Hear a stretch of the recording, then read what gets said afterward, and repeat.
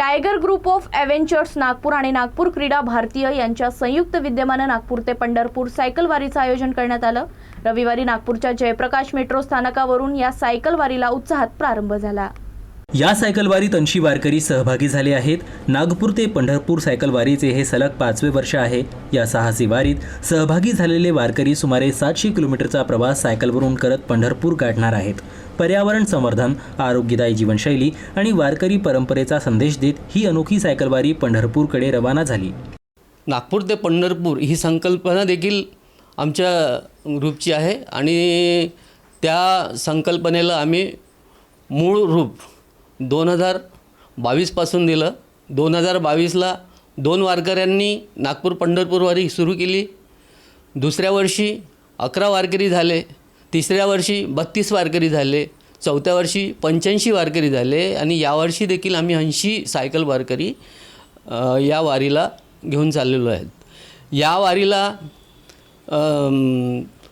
गोंदियापासून रामटेक, भंडारा, तुमसर आपले नागपूरचे आणि पुढे आम्ही गेल्यानंतर वर्धेचे वारकरी, यवतमाळचे आणि आर्णीचे आणि एक अकोल्याचं असे आणि एक बरोरा असे टोटल 73 वारकरी आम्ही यावर्षी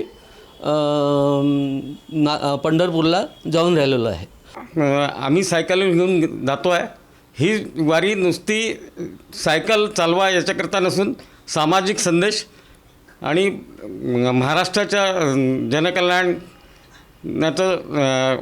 विठ्ठलचरणी त्यांना सुखी करो आणि वरुण राजा आमच्यावर खुश होऊन शेतकऱ्यांचं भरभराट होऊ द्या, एवढीच मी हे करतो।